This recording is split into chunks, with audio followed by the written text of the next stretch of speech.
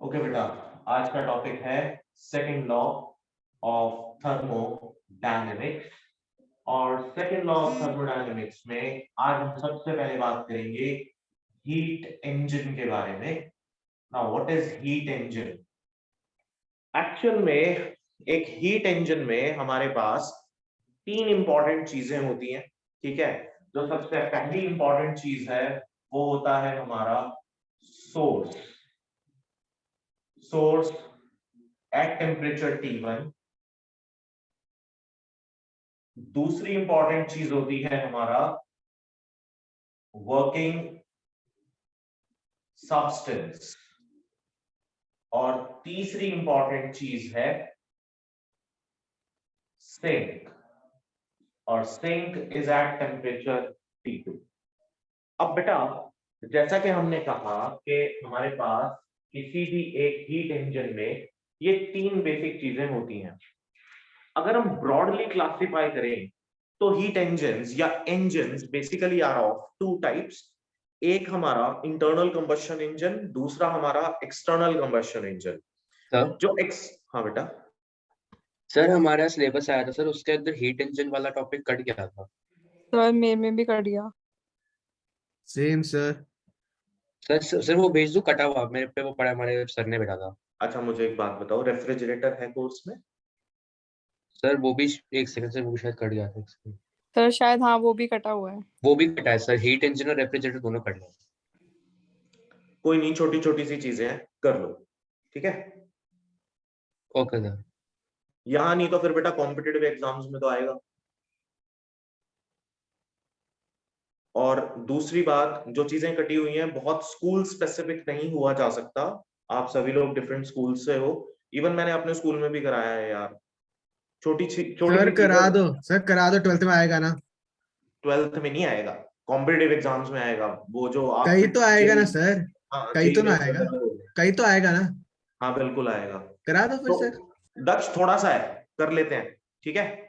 हाँ जी सर करा दो, वो तो मैं बस बता रहा था कि कट हाँ गया। वो ठीक है। हम ऑसिलेशंस एंड वेव्स वाला जो चैप्टर है ना बेटा, उसको हम बहुत कोर्स स्पेसिफिक होके कर लेंगे, ठीक है। चलो, हीट इंजन। अगर हम ब्रॉड क्लासिफिकेशन करें इंजन्स का, तो broadly we have two types of engines. पहला इंटरनल कंबशन इंजन, दूसरा external combustion engine. Internal combustion engine आपने देखे होंगे, जो आपके 4 स्ट्रोक इंजन होते हैं, चाहे वो पेट्रोल इंजन है चाहे वो आपका डीजल इंजन है।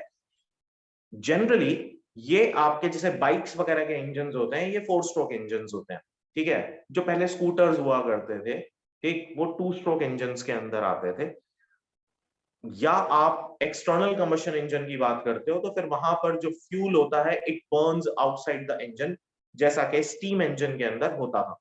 तो एक डिफरेंट चैम्बर होता था, वहां पर हम लोग कोल बर्न करते थे, फिर वो कोल क्या करता था, वाटर को हीट अप करता था, हीट अप करके उसको स्टीम में कन्वर्ट करता था। और वो जो स्टीम था वो प्रेशर के साथ इंजन को रन करवाता था। वो एक अलग कॉन्सेप्ट था। आजकल हमारे पास जो कॉन्सेप्ट है वो इंटरनल कंबशन इंजन्स के हैं।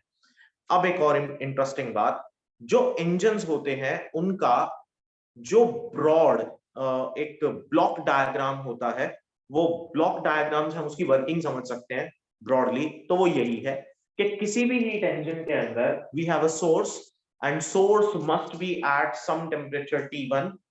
उसके बाद एक होगा वर्किंग सब्सटेंस, और वर्किंग सब्सटेंस से हमें और वर्किंग सब्सटेंस के बाद जो तीसरी इंपॉर्टेंट चीज होगी वो होगी सिंक। लेट्स से कि हम सोर्स से कुछ हीट एक्सट्रैक्ट करते हैं और वो हीट कितनी है, Q1। और वर्किंग सब्सटेंस ने कुछ काम करा, कुछ वर्क डन करा। एंड हर एक इंजन के अंदर आप देखते हो कि एक एग्जॉस्ट जरूर होता है, जैसे कि आपकी बाइक्स के अंदर साइलेंसर होता है, कार्स के अंदर साइलेंसर होता है। तो दैट इज बेसिकली एग्जॉस्ट, जहां से एग्जॉस्ट गैसेस बाहर निकल के आती हैं। यानी those exhaust gases are those parts of the fuel which are not usable, जो हमारे किसी काम के नहीं रहते, वो वहां से एग्जॉस्ट हो जाते हैं। उससे कुछ एनर्जी और कुछ हीट भी एग्जॉस्ट होती है। Let's say the amount of heat exhausted is Q2। तो वर्क डन कितना हुआ? वर्क डन हुआ Q1 माइनस Q2। याद ये रखेंगे कि T1 बड़ा होना चाहिए T2 से। सिंक क्या होता है? सिंक होती है आपकी सराउंडिंग्स। सिंक क्या होती है बेटा? सराउंडिंग्स। तो सिंक, एक बात हमेशा याद रखना कि sink must always be at the lower temperature as compared to the source. Source का टेम्परेचर ज्यादा होना चाहिए और सिंक का टेम्परेचर कम होना चाहिए। तो हमारी जो सराउंडिंग्स होती हैं, दी सराउंडिंग्स आर सिंक, जिसमें कि हम लोग एक्स्ट्रा अमाउंट ऑफ हीट जो कि हम यूज नहीं कर पा रहे हैं उसको हम एक्सपेल आउट कर देते हैं। किसी भी हीट इंजन की अगर एफिशिएंसी की बात करें तो no heat engine is more than 40% efficient, no matter कि वो कोई भी इंजन क्यों ना हो। अभी तक हमारे पास 40% एफिशिएंसी से ज्यादा एफिशिएंट इंजन प्रोड्यूस कर पाना, डेली लाइफ के अंदर यूज कर पाना पॉसिबल नहीं हो पाया है। तो किसी भी इंजन की अगर मुझे एफिशिएंसी निकालनी पड़े तो एफिशिएंसी कैसे निकालेंगे? एफिशिएंसी होती है eta and is equals to output upon input। जब हम आउटपुट की बात कर रहे हैं तो that output is the work done, और जब हम इनपुट की बात कर रहे हैं तो इनपुट इज Q1। तो वर्क डन आपके पास था Q1 माइनस Q2, तो आउटपुट कितना हो गया? Q1। तो बेटा एफिशिएंसी को आप लिख सकते हो 1 minus Q2 by Q1। There is one more form in which efficiency can be represented, और वो फॉर्म क्या हो सकती है? वो हो सकती है बेटा कि आप Q1 को क्या लिख सकते हो? mCT1। Q2 को क्या लिख सकते हो? mCT2। अगर दोनों को डिवाइड कर दे तो mc से mc कैंसिल आउट हुआ, तो Q1 by Q2 is equal to T1 by T2। Therefore efficiency can also be written as 1 minus T2 by T1। तो in terms of temperature efficiency का फॉर्मूला इस तरीके से भी निकाला जा सकता है। और आपसे जब हीट इंजन से रिलेटेड कोई क्वेश्चन पूछेगा तो वो इन्हीं दो फॉर्मूला से रिलेटेड पूछेगा। जनरली बच्चे इस वाले फॉर्मूला को तो याद रखते हैं, बट यहां पर फंस जाते हैं। तो ये तरीका भी आपको याद रखना है, ये फॉर्मूला भी आपको याद रखना, और कैसे आ रहा है ये भी आपको पता होना चाहिए। न्यूमेरिकल्स के पॉइंट ऑफ व्यू से इंपॉर्टेंट है। हीट इंजन की डेफिनेशन लिख लो। It is a device by which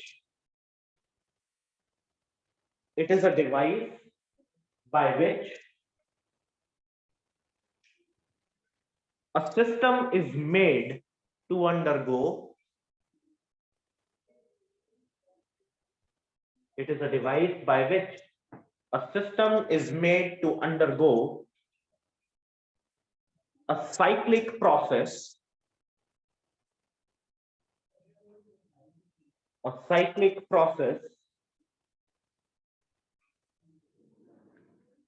that results in conversion of heat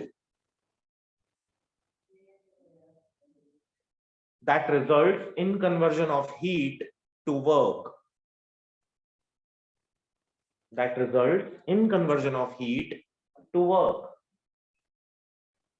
हो गया? हाँ जी सर। ठीक है, नेक्स्ट लिखो बेटा statements of second law of thermodynamics. Statements of second law of thermodynamics।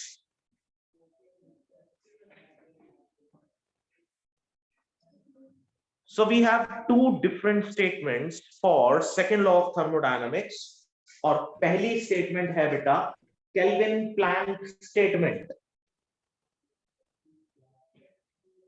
So Planck की स्पेलिंग PLANCK है। हाँ,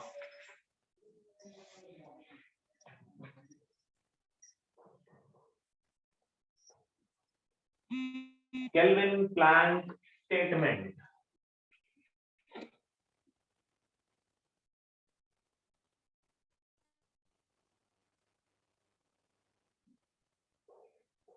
लिखो, no process is possible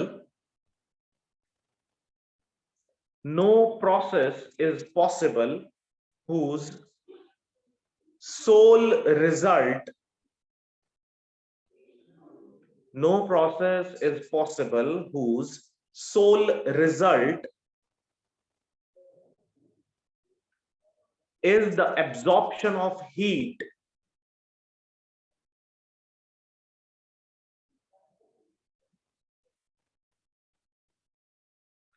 no process is possible whose sole result is the absorption of heat from a reservoir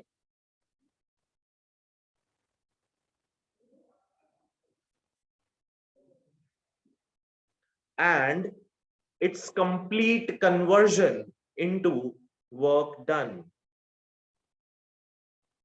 And its complete conversion into work done. मतलब हमारे पास कोई भी ऐसी process available नहीं है जिसका रिजल्ट सीधा सीधा ये हो कि वो एक सोर्स से कुछ हीट एक्सट्रैक्ट करे और सारी की सारी हीट को वर्क डन में कन्वर्ट कर दे. It means there must be no role of sink. यानी अब आप सोचो कोई एक हीट इंजन है and it is working on something और वो काम करने के बाद ना तो हीट इंजन ही हीट अप हो ना हीट सराउंडिंग्स में जाए यानी सिंक में जाए. ऐसा हो पाना पॉसिबल नहीं है according to the Kelvin Planck statement. ठीक है,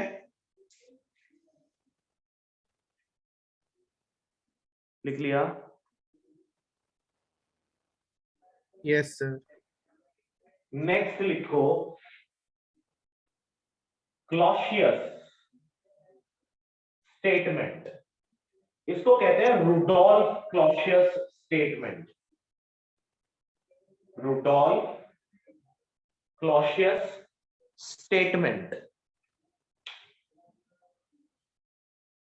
आपकी बुक्स के अंदर सिर्फ क्लॉशियस स्टेटमेंट के नाम से लिखा हुआ होगा but it is Rudolf Clausius. लिखो no process is possible. No process is possible whose sole result is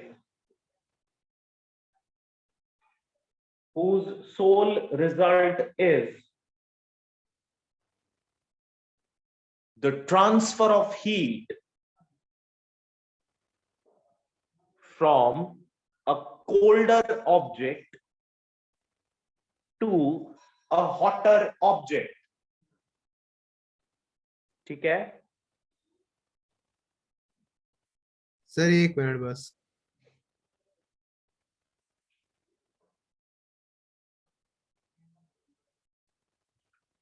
फिर से बोल रहा हूं. No process is possible whose sole result is the transfer of heat from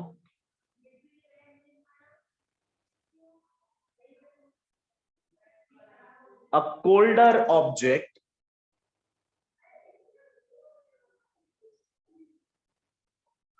to the hotter object. लिख लिया?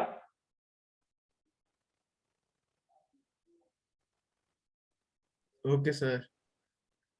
कहने का मतलब अगर हम लोग यहां पर समझने की कोशिश करें तो बेटा according to the Rudolf Clausius statement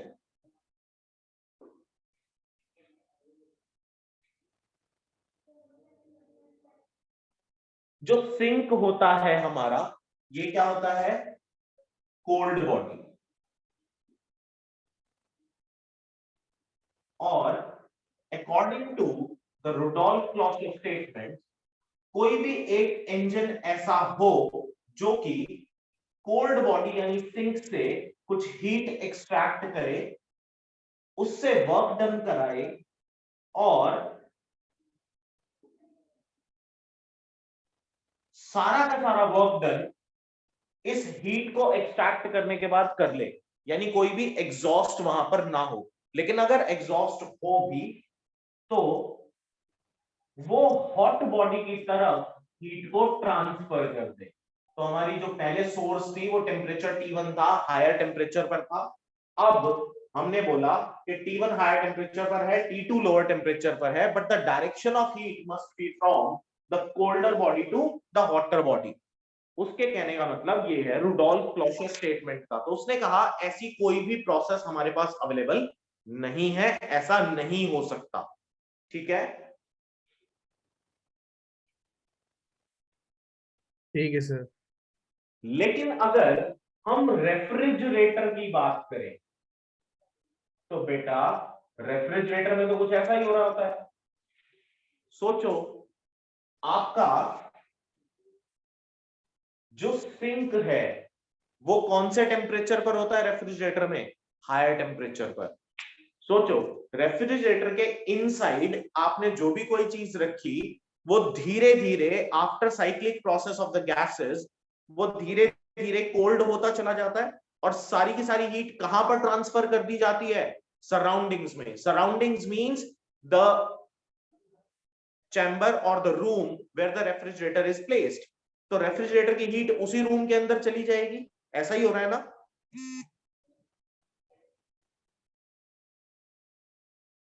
ठीक बात है। Yes sir, yes sir. तो इस केस में आपका जो सोर्स हुआ वो क्या हो गई? कोल्ड बॉडी हो गई। ठीक है, इसका टेम्परेचर हो गया T1, उसने Q1 हीट ली। जो आपका पहले सोर्स था वो हो गया अब आपका सिंक, इसका टेम्परेचर हो गया T2, बट T1 अब की बार छोटा है इससे, T2 से। यानी रेफ्रिजरेटर लेसर टेम्परेचर बॉडी से हीट एक्सट्रैक्ट करता है। वर्किंग सब्सटेंस कुछ वर्क डन कराएगा, तो ये वर्क डन क्या हो जाएगा? Again Q1 minus Q2 but with a negative sign, क्योंकि Q2 लार्ज होगा और सिंक का टेम्परेचर भी ज्यादा होगा। हमारा जो रूम है, फॉर एग्जांपल हम एक छोटा सा एग्जांपल लेते हैं। चलो, मान लो कि जिस रूम में आप बैठे हो वहां पर रेफ्रिजरेटर है। ठीक है, अब आप इस रेफ्रिजरेटर को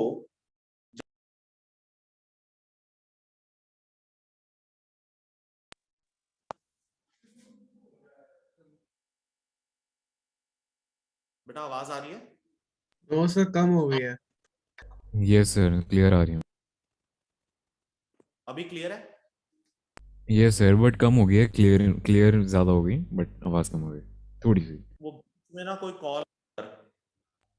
हाँ अच्छा चलो देखो, सुनो।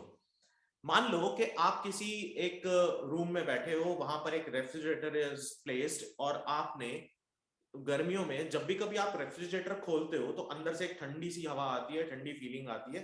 ठीक है, और क्या हम ऐसा करते हैं फिर कि भाई रात को रेफ्रिजरेटर ओपन करके सो जाएं, उसका डोर ओपन करके सो जाएं कि भाई ठंडी ठंडी हवा आती रहेगी उसमें से? अगर हम ऐसा करेंगे तो क्या होगा? कॉन्सिक्वेंसेस क्या होंगे?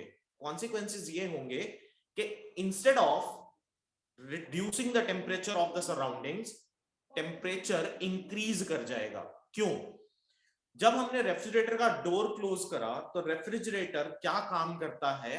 लोएस्ट टेम्परेचर बॉडी से हीट एक्सट्रैक्ट करता है। तो लोएस्ट टेम्परेचर बॉडी से हीट एक्सट्रैक्ट करेगा क्योंकि टेम्परेचर T1 हमने बोला कम, उससे वर्किंग सब्सटेंस कुछ काम करेगा और एक्सेस ऑफ हीट को कहां डाल देगा? सिंक में डाल देगा। तो इसका मतलब जो रूम था, जो रेफ्रिजरेटर की सराउंडिंग्स हैं, यानी वो रूम एक सिंक की तरह से एक्ट कर रहा है और ऑलरेडी उसका टेम्परेचर ज्यादा है। तो जब कंप्रेसर हीट अप होगा और एक्स्ट्रा हीट सिंक के अंदर डाली जाएगी तो सिंक यानी रूम का टेम्परेचर इंक्रीज हो जाएगा। तो instead of reducing the temperature of the room, temperature increase हो गया ऐसा करने से। बट अब आप एक प्रोविजन कर सकते हो। वो क्या? वो ये, जैसे आप अपने रूम में विंडो एसी लगाते हो तो विंडो एसी का जो एक पार्ट है जहां से के हीट एक्सपेल आउट होती है रूम में से, that is outside the room. आप रेफ्रिजरेटर को भी ऐसे ही रख दो, वॉल में एक चेंबर बनवाया, रेफ्रिजरेटर फिक्स करा, कंप्रेसर वाली साइड बाहर, सिर्फ डोर अंदर।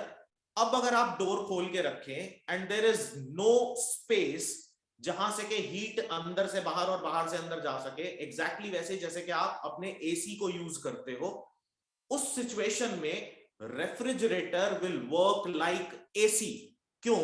हमारी सराउंडिंग्स अब उसके लिए लोअर टेम्परेचर बॉडी की तरह से एक्ट करेंगी, क्योंकि बाहर का टेम्परेचर इंक्रीज हो जाएगा। So this is how the reverse process of heat engine works as a refrigerator. ठीक है बेटा? ठीक है सर।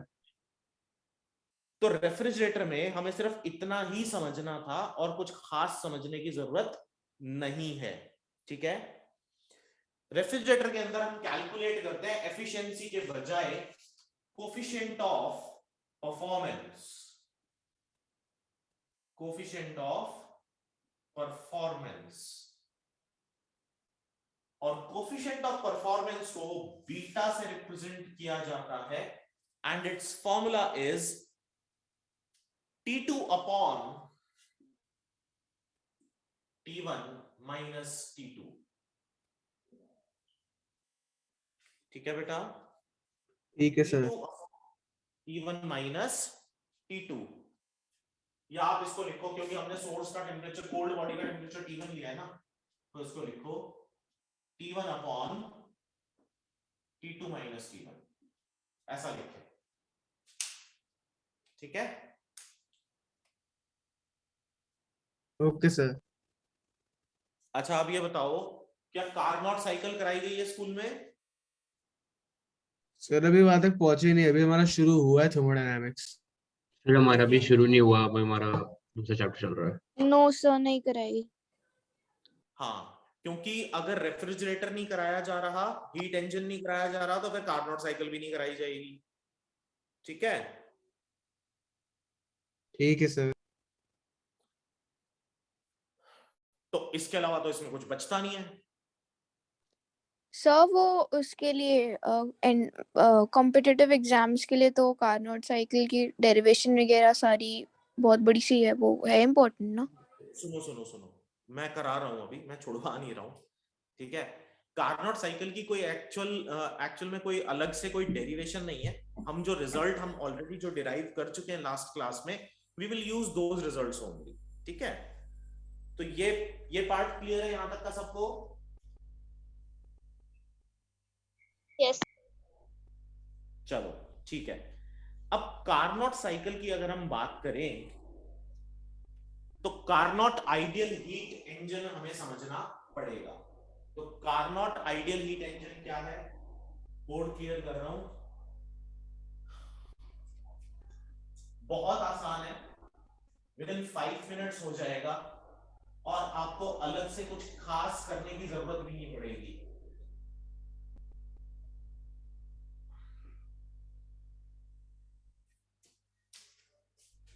देखो sir,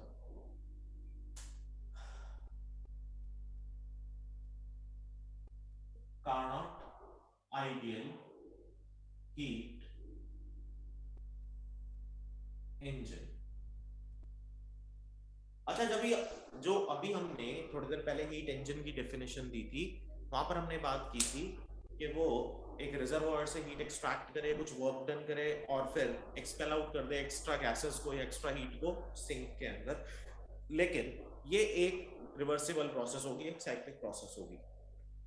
Carnot ideal heat engine में भी हम लोग रिवर्सिबल प्रोसेस के बारे में ही बात कर रहे हैं, लेकिन इसके लिए हमें एक सेटअप बनाना पड़ेगा। अब वो सेटअप ये है कि हमारे पास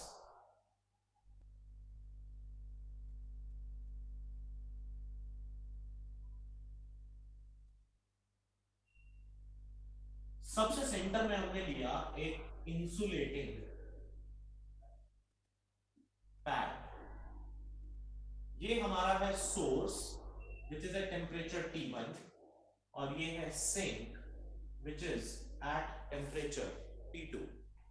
now very clearly heat engine है तो टेम्परेचर T1 बड़ा होगा टेम्परेचर T2 से, यानी सिंक आपकी कोल्ड बॉडी होगी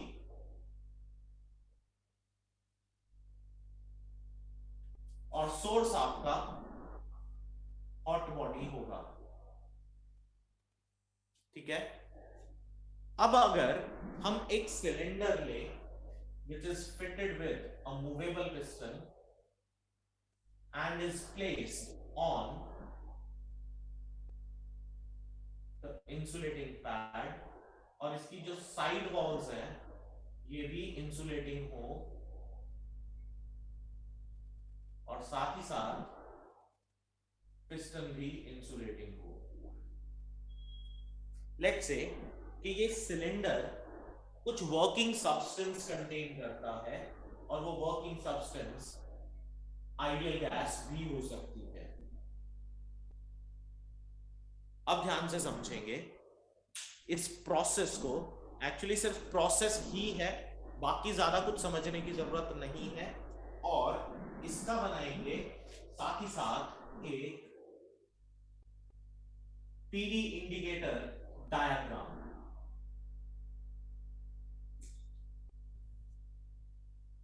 अब इस पीवी इंडिकेटर डायग्राम से हमें बहुत सब चीजें क्लियर होती चली जाएंगी कि एग्जैक्टली यहां पर हो क्या रहा है। देखो जरा, अगर मैं इस सिलेंडर को उठा के सोर्स के ऊपर रख दूं, ठीक है, तो हमने पहले भी बात की थी बेटा कि प्रेशर, वॉल्यूम एंड टेम्परेचर क्या होते हैं। Pressure, volume and temperature are the macroscopic variables, और macroscopic variables let's say initially कहीं यहां पर है P1, V1, और जैसे हमने इसको इस पर रखा तो टेम्परेचर हो गया T1।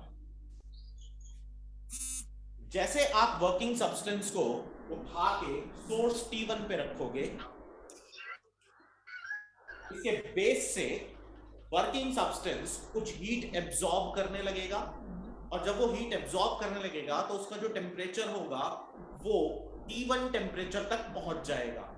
ऐसा होते हुए, क्योंकि T1 हमारी एक हॉट बॉडी है ये, जिसके ऊपर आपने इस वर्किंग सब्सटेंस को रखा, तो gas is allowed to expand. जब गैस एक्सपैंड होगी तो there is expansion at constant temperature, और एक्सपेंशन एट कांस्टेंट टेम्परेचर का मतलब हुआ आइसोथर्मल एक्सपेंशन। तो आइसोथर्मल एक्सपेंशन के केस में जो फिगर बनेगी वो कुछ ऐसी बनेगी, दिस इज आइसोथर्मल एक्सपेंशन। होगा बेटा? तो जो न्यू प्रेशर वॉल्यूम कंडीशंस आएंगी वो आएंगी P2, V2, T1। होगा भाई, आपने सिर्फ सब्सटेंस को यहां रखा, सब्सटेंस ने हीट एब्जॉर्ब करी, गैस जब हीट एब्जॉर्ब करेगी तो उसकी इंटरनल एनर्जी बढ़ेगी और कुछ वर्क डन भी होगा, तो it means gas is allowed to expand. When gas is allowed to expand तो वॉल्यूम चेंज होगा, साथ ही साथ प्रेशर भी चेंज होगा ना। The only thing remains constant is temperature, क्योंकि ये आइसोथर्मल टेम्परेचर पर हो रहा था। ठीक है? Yes sir. Yes sir. तो आइसोथर्मल कंडीशंस में अगर यहाँ पर मुझे प्रेशर, वॉल्यूम और टेम्परेचर मिल जाता है, तो अब आप एक काम करो, अगेन इसको यहां से उठा के वापस इंसुलेटिंग पैड पर प्लेस कर दो। तो साइकिल का हाफ पार्ट कंप्लीट हो गया, वन कंप्लीट साइकिल का हाफ पार्ट हुआ ये, कि आपने पहले उसको सोर्स पे रखा, सोर्स से उठा के वापस इंसुलेटिंग पैड पे। As soon as you put it on the insulating pad, what will happen? Gas is still expanding, but there is no exchange between the system and surroundings. अब ये कौन सी कंडीशन थी when there is no exchange between the system and surroundings? Adiabatic condition. तो gas is expanding, although it is expanding slightly, but it is expanding at the constant temperature. ठीक बात है? ठीक बात है सर। तो ये कहां पहुंचेगा? लेट्स से कि यहां कहीं पर पहुंच गया।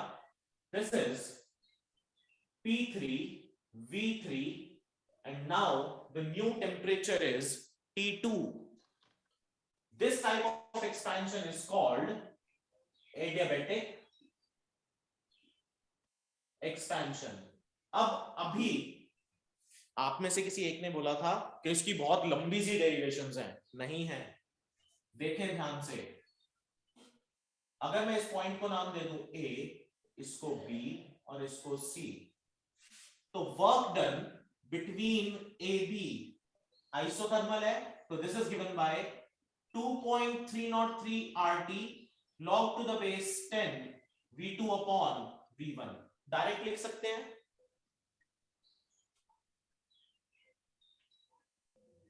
Yes sir. बेटा आइसोथर्मल कंडीशंस में हमने वर्क डन कैलकुलेट किया था ना. हाँ जी sir. 2.3 RT log to the base 10 V2 by V1. ये लास्ट क्लास में जो डेरिवेशन की थी वही तो है. Yes sir. Yes sir. Yes sir. Similarly अगर मैं वर्क डन BC की बात करूं तो वर्क डन BC क्या होगा? R अपॉन गामा -1, जो हमने एडियाबेटिक एक्सपेंशन के लिए रिलेशन निकाला था, R upon gamma -1 T1 - T2, यही होगा T1 से T2 के बीच में. Yes sir. ठीक है. अब ये तो केस हो गया दोनों बार एक्सपेंशन का. That is why the results are positive. ठीक है. अब बात करते हैं कंप्रेशन के टाइम पर क्या होगा. देखो, अब इस पर्टिकुलर सब्सटेंस के अंदर कुछ हीट थी, जो हीट उसे सोर्स से मिली थी और गैस वाज एक्सपेंडिंग. अब आप एक काम करो, इसको उठा के सिंक पे रख दो. सिंक कैसी बॉडी है? Cold body. तो वो बेस के थ्रू कुछ हीट एब्जॉर्ब करना शुरू कर देगी, यानी सिस्टम कुछ हीट लूज करेगा. When system loses some heat, तो सिस्टम क्या करेगा? कंप्रेस होगा इंस्टेड ऑफ एक्सपैंडिंग. तो इस केस के अंदर आपका जो न्यू कंडीशन होगी वो यहां आ जाएगी. सो this is the condition of new pressure P4V4 and the new temperature.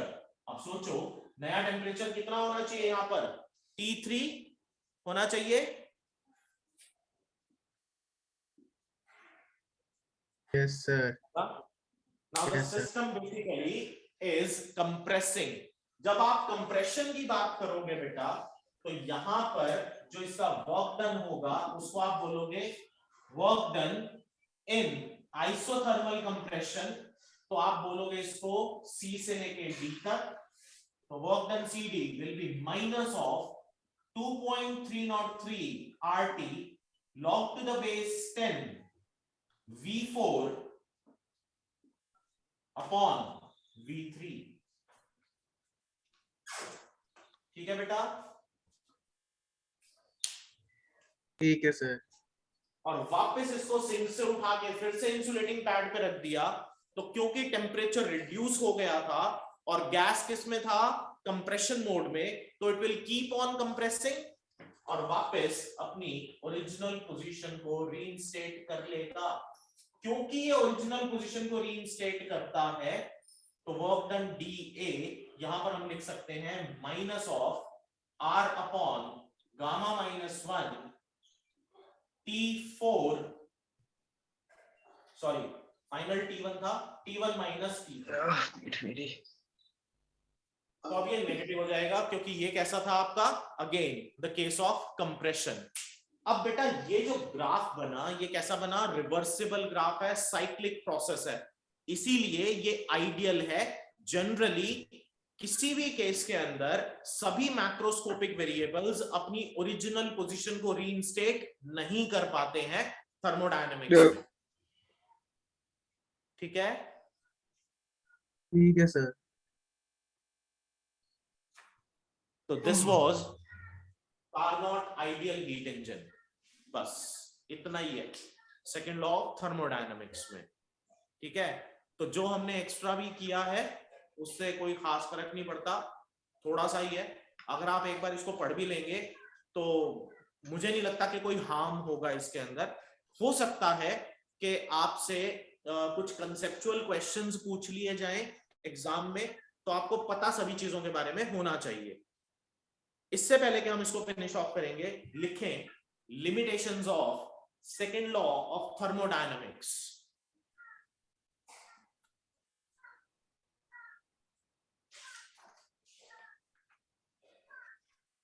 बोलूं?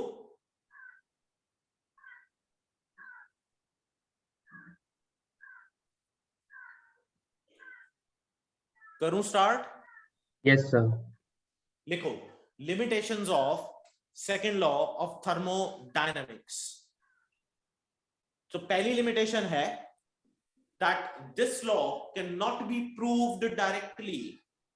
This law cannot be proved directly, but its validity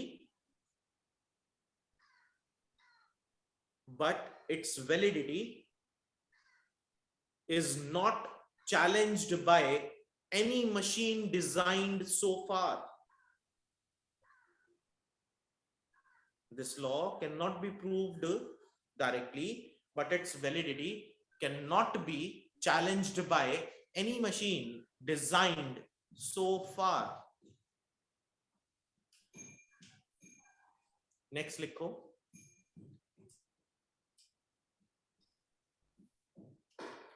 It is applicable only to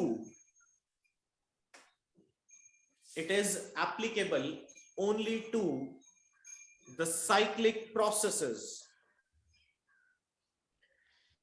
in which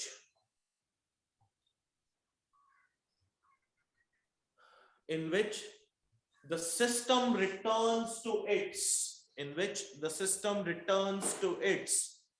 original state after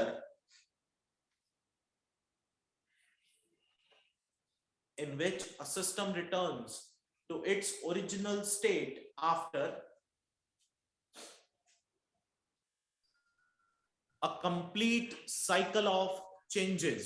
बड़ी युक्ति sir की video है भाई। अकेला बोलो sir.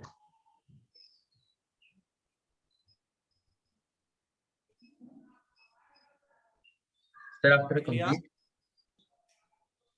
Sir विज्ञात का शायद माइक ऑन रह गया।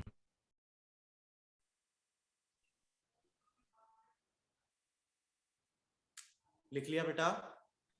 सर आफ्टर अ कंप्लीट के एक बार रिपीट कर दूं। After a complete cycle of changes.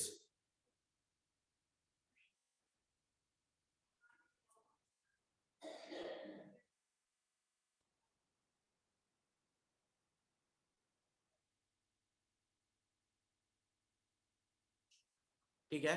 So these are two very important limitations of second law of thermodynamics.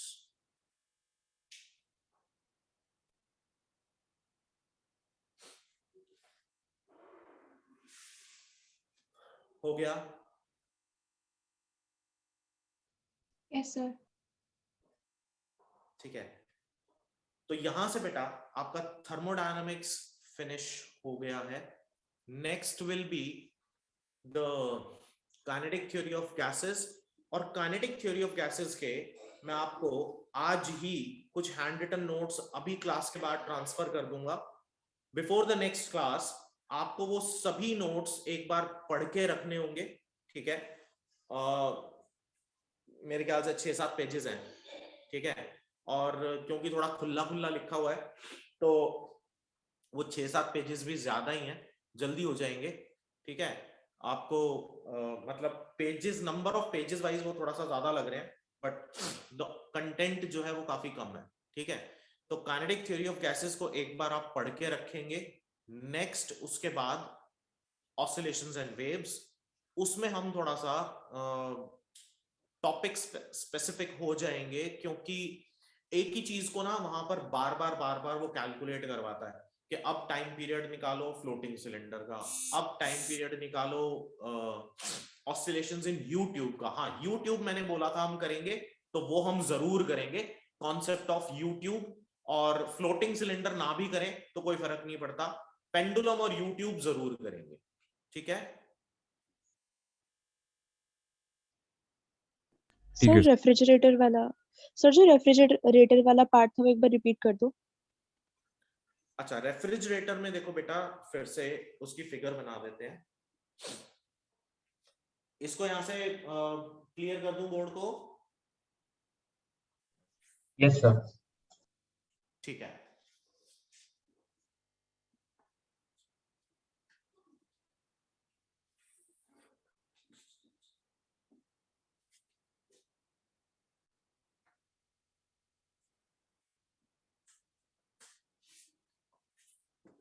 अच्छा देखो, रेफ्रिजरेटर में क्या होता है कि हमारे पास again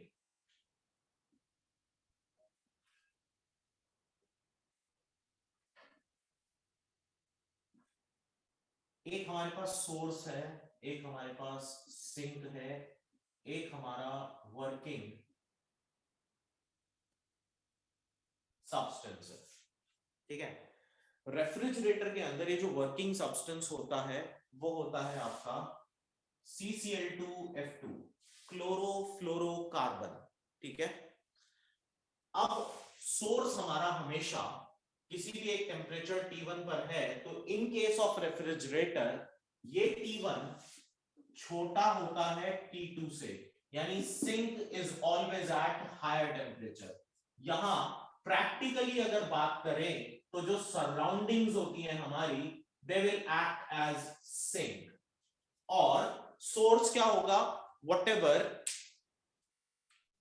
component is placed inside the refrigerator.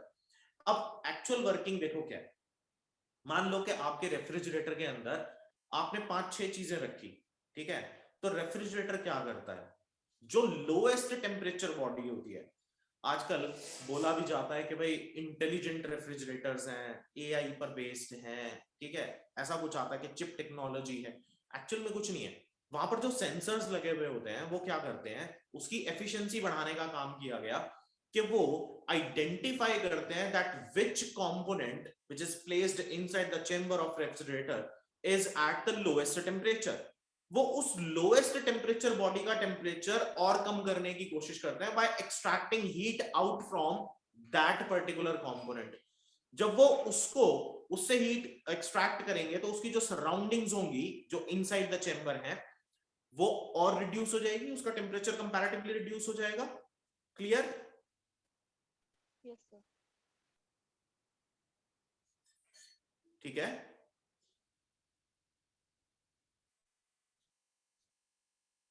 बेटा, am I audible to you? Yes sir. Yes sir. ठीक है। तो रेफ्रिजरेटर की इंटरनल सराउंडिंग्स के अंदर, रेफ्रिजरेटर के अंदर जितने भी कंपोनेंट्स होते हैं, जो ऑब्जेक्ट्स रखे हुए होते हैं, उसके अंदर जो लोएस्ट टेम्परेचर बॉडी होती है, उस टेम्परेचर बॉडी से वो हीट एक्सट्रैक्ट करेगा।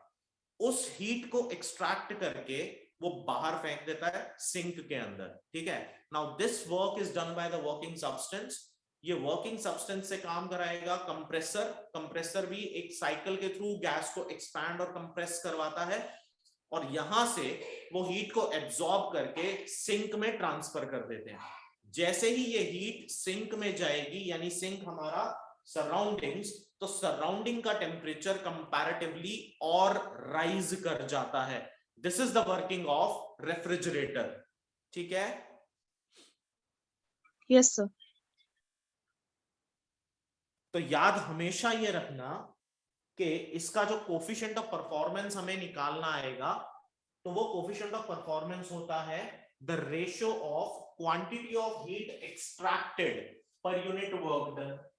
अब मान लिया कि यहां से जो हीट एक्सट्रैक्टेड थी Q1 और वर्क डन कितना हुआ, अगर ये Q2 है तो ये हो गया Q1 माइनस Q2, तो कोफिशिएंट ऑफ परफॉर्मेंस होगा Q2 अपॉन वर्क डन, ठीक है। तो sorry, heat extracted Q1 upon work done, ठीक है।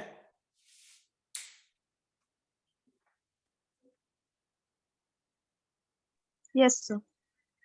रेफ्रिजरेटर से रिलेटेड कोई क्वेश्चन और तो नहीं है? अच्छा चलो मैं ही पूछ लेता हूं। अच्छा एक बात बताओ, अगर एक रेफ्रिजरेटर को हम लोग लेट्स से के फ्रिंज कंडीशंस में ले जाएं। फ्रिंज कंडीशंस मींस, चलो एंटार्क्टिका सबको समझ में आता है, एंटार्क्टिका में हम एक रेफ्रिजरेटर ले जाएं, विल इट वर्क देयर और नॉट?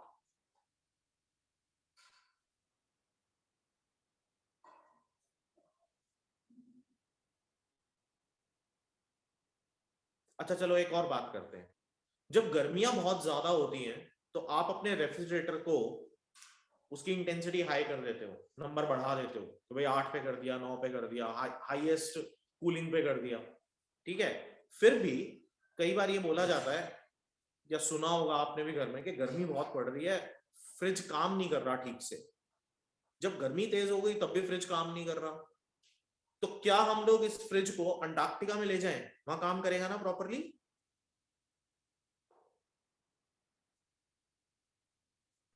हाँ सर, क्यों नहीं करेगा? सिर्फ एक स्पेसिफिक अमाउंट ऑफ टेम्परेचर के ऊपर ही रेफ्रिजरेटर तो काम करता होगा। अरे यार, बेसिक प्रिंसिपल वर्क नहीं करेगा, ये आंसर ठीक है। बेसिक प्रिंसिपल क्या है कि सराउंडिंग्स का टेम्परेचर हमेशा ज्यादा होना चाहिए। अंटार्कटिका में तो सराउंडिंग्स का टेम्परेचर रेफ्रिजरेटर से भी लो होगा। Yes sir. भाई अगर हम सियाचिन ग्लेशियर की बात करें तो वहां जो टेम्परेचर होता है दैट इज आजकल के दिनों में somewhere around -40 to -45 degree Celsius. तो किसी भी रेफ्रिजरेटर का टेम्परेचर इससे कम थोड़ी हो सकता है ना? Yes sir. सो दैट के बाहर वाली कंडीशन सेटिस्फाई कर जाए, तो refrigerator will not work there. तो ये क्वेश्चन बहुत इंपॉर्टेंट और फेमस क्वेश्चन है, ज्यादातर पेपर्स में कंसेप्चुअली पूछा जाता है, ठीक है। Okay sir. नेक्स्ट क्लास में बात करेंगे काइनेटिक थ्योरी ऑफ गैसेस की। बहुत छोटा चैप्टर है, नेक्स्ट क्लास में स्टार्ट करेंगे और जब भी खत्म कर लेंगे। बस एक काम कर लेना, जो नोट्स मैं आज भेजूंगा उसका प्रिंट आउट निकलवा लेना और अपने हाथ में रखना उसको उस दिन, ठीक है बेटा? Okay sir. प्रिंट आउट निकलवा के अपने हाथ में रखना, ठीक है। कहीं मैं क्लास ले रहा हूं और आप फोन के अंदर स्क्रॉलिंग कर रहे हो, ऐसा नहीं करना। जल्दी हो जाएगा। काइनेटिक थ्योरी ऑफ गैसेस बहुत छोटा सा टॉपिक है, बहुत छोटे से कुछ 5-7 टॉपिक्स हैं उसके अंदर, छोटे छोटे से, ठीक है।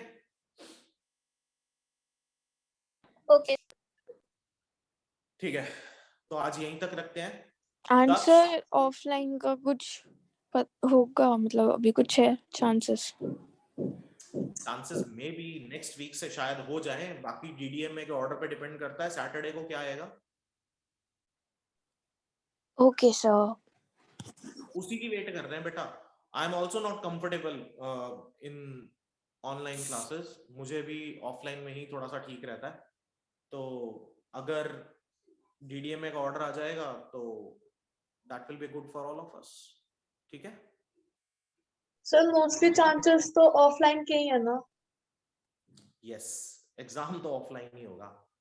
हाँ सर सर। एग्जाम्स तो ऑफलाइन होंगे मगर काफ़ी लेट हो जाएंगे हमारे। मेरे को लग नहीं रहा फरवरी के अंदर होंगे।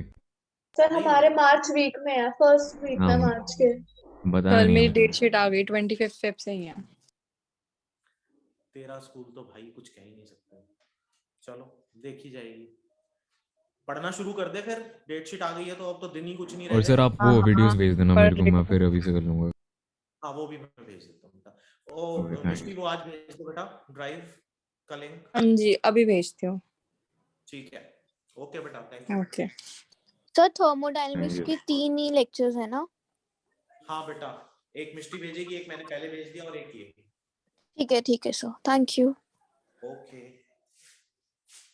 Thank you sir.